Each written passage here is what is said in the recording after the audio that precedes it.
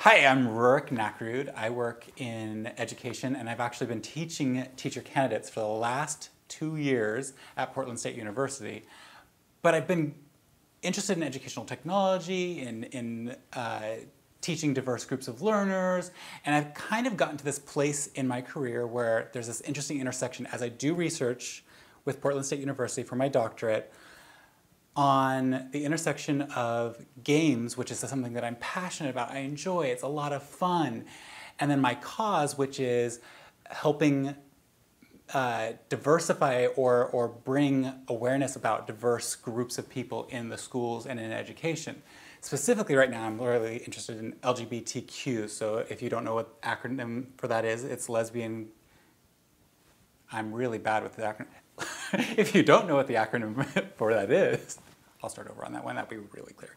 If you don't know what the acronym for LGBTQ is, it stands for lesbian, gay, straight, bi, transgender. Take 432.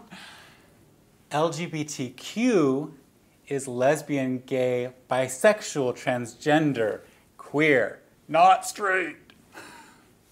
Be very clear, it's transgender, not transgendered. And if you ever want a discussion about transgender versus transgendered and how that's an offensive term, call me. So I'm really interested in these intersections right now, and also it's a bit about how my identity has been forming as an educator.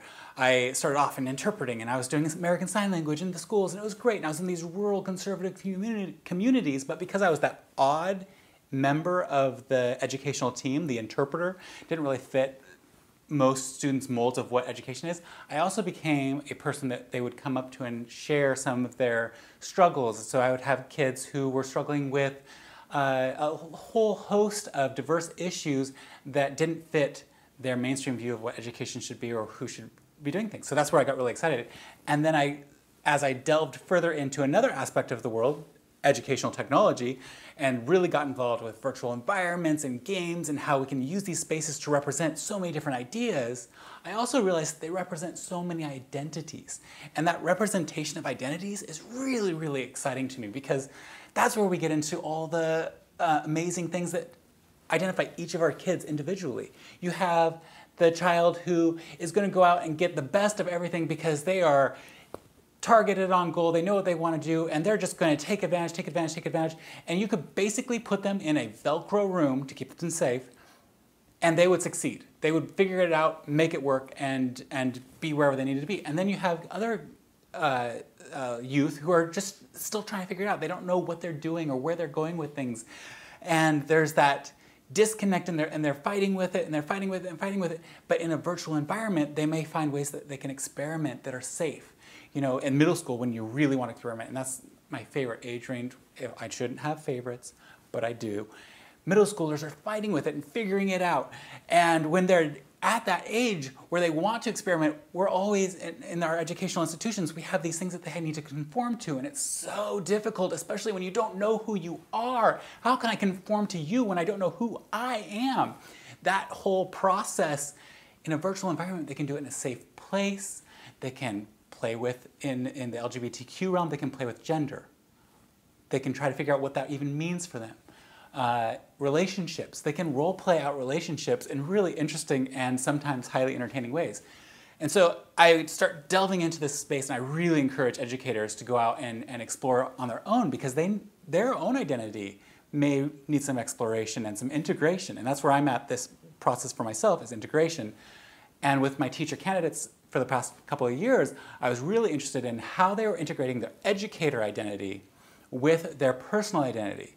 Prior to being a teacher educator, I thought, oh, go into education and divorce the personal from the professional. You have to split it up. I even taught workshops on how to remove any trace of your personal life from your social media so that educators could have that false persona that they need to have to be accepted in their communities.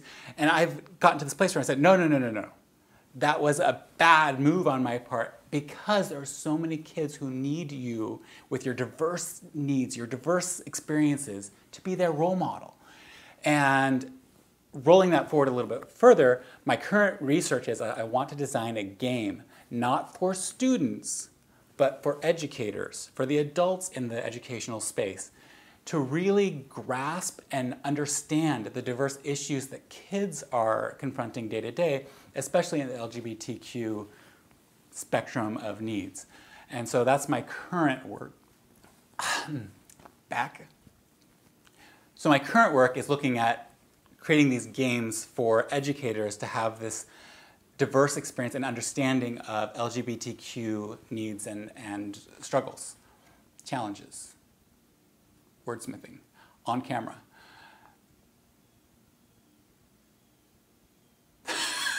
To that end, to the end of, this is a good part to cut, large chunk, really clear. I'll frame it right like this. Okay, there we go.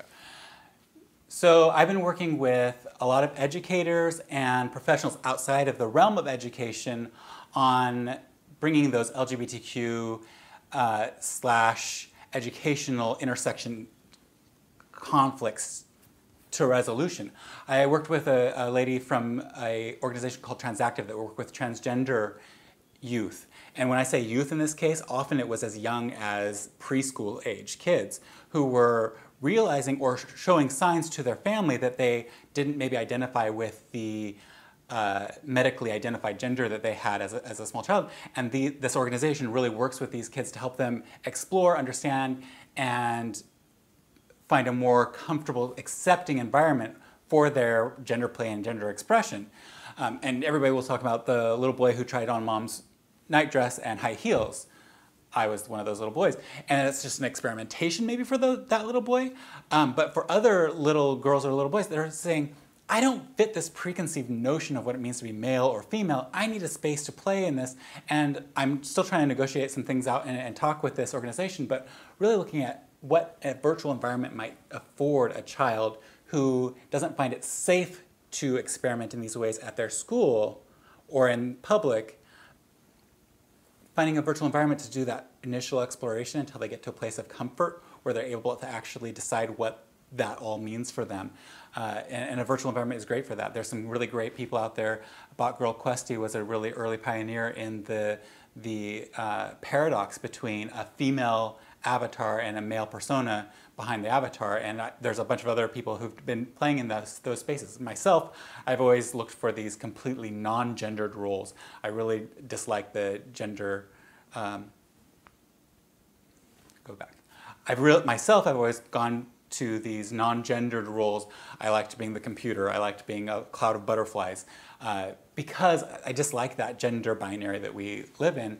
And for kids, they're coming from this very authentic place of exploration and developing their own understanding. And when they start exploring these places and start questioning the binary of you are male and males do this and you are female and females do this, it's a great place in education for us to sit back and say, all right, let's make spaces open so that they can explore these questions and have their own discoveries rather than the labels that we place on these ideas.